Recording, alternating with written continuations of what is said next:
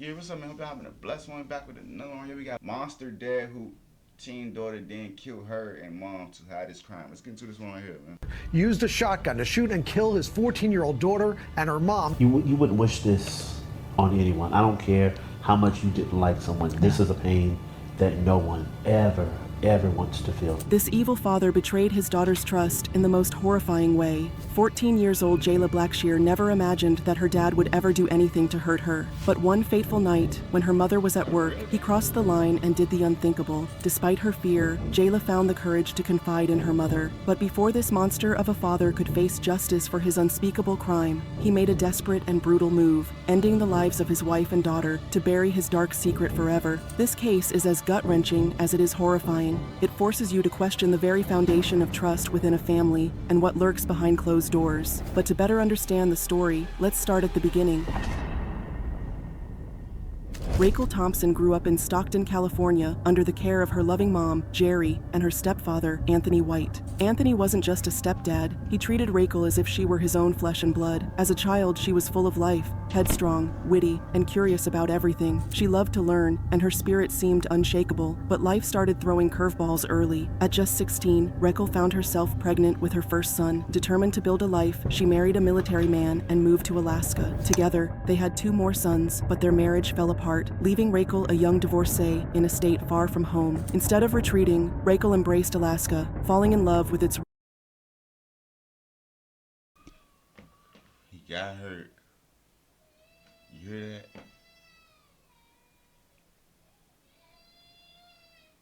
Man down. Man down. rugged beauty and peaceful nature. Her parents would say Alaska felt like her second soul. She threw herself into her new life, learning to... Hey, I appreciate y'all for sticking around till I came back, man. You know, being a father is crazy.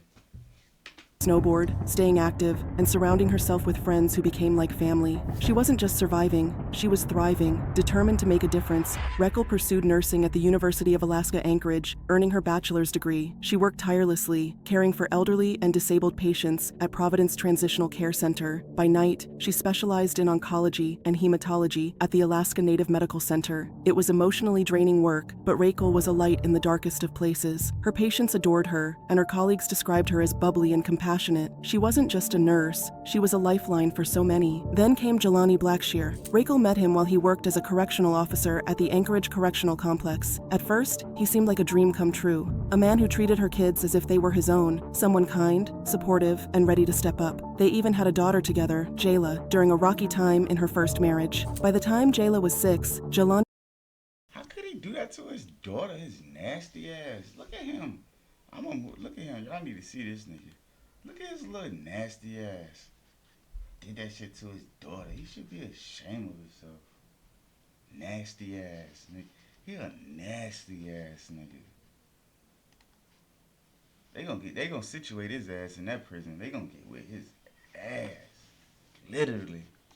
was back in her life, stepping into the role of husband and father. Her parents adored him. He was warm, charming, and fit seamlessly into their family. He seemed to bring Rachel happiness, and her children were comfortable around him. On the surface, he was everything a family could hope for. But here's the thing, appearances can be deceiving. Behind closed doors, Jelani was not the man he pretended to be. While Rachel maintained the illusion of a happy marriage, her reality was far darker. Jelani wasn't just emotionally and physically abusive. His cruelty ran deeper. He was a predator, preying on the very people he was supposed to protect and love. The truth about what happened in that home is horrifying. A nightmare that reminds us that monsters don't always lurk in the shadows. Sometimes they're the ones sitting at the dinner table, smiling like everything's fine.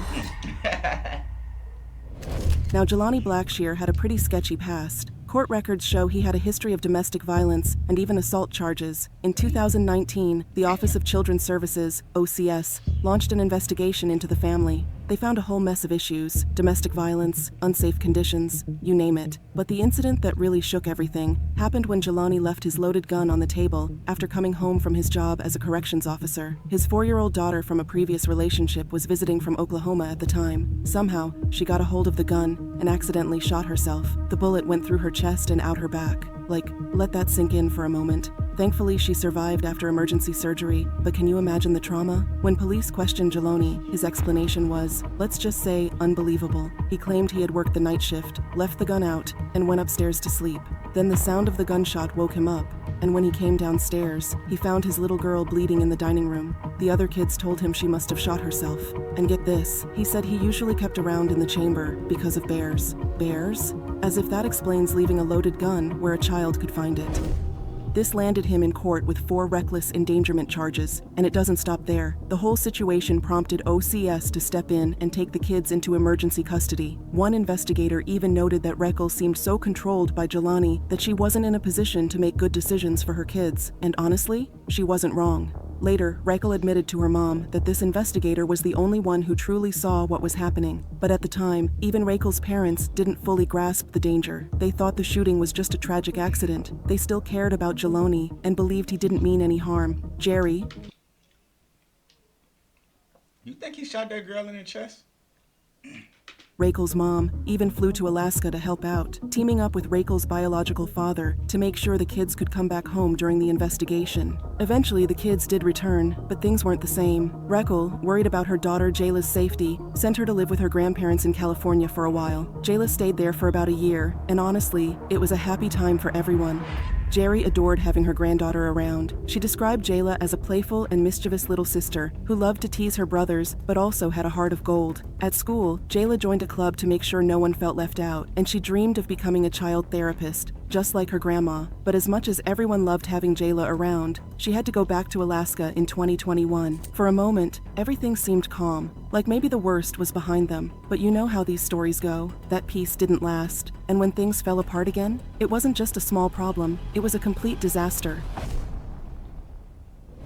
On the morning of March 30th, 2022, 14-year-old Jayla told her mom something that would shatter any parent's world, that her father, the man who was supposed to love and protect her, had hurt her in the worst way imaginable while Reckles was out working the night shift. The awful event started after Jayla and her father argued about her sexuality. Jelani told her she couldn't be gay, and later that night did something horrific to prove it. He crossed a line that no loving father ever would, doing the unthinkable to his own child. You can only imagine how shattered Reckles must have felt after hearing this. But instead of freezing, she acted quickly. She took Jayla straight to the hospital, where they did an SA kit, and then contacted the police and Alaska Cares, a group that helps kids who've been through abuse. By April 1st, the investigation was moving fast, with the police getting a warrant to collect Jelani's DNA.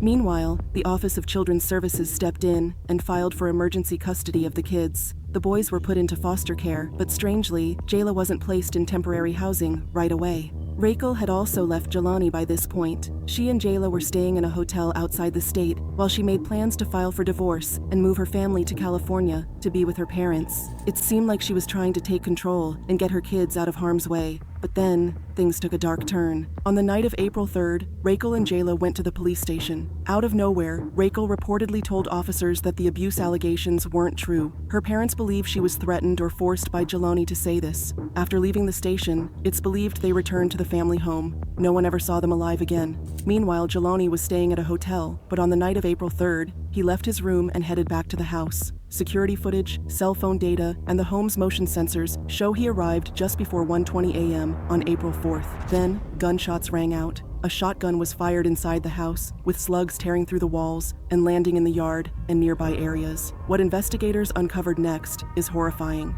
After killing Reckles and Jayla, Jelani spun an elaborate web of lies. He took their phones and pretended to be them, texting family members to throw everyone off his trail. He even contacted a friend in New York on April 4th, asking if he could stay with her. As days passed without any sign of Reckles or Jayla, family and friends became concerned. Reckles' cousin, Shannon Thompson, and other concerned family members begged the police to do a welfare check on them. Officers went to the home multiple times, but didn't notice anything unusual until April 15th. That's when they finally forced their way inside. What they found was horrifying.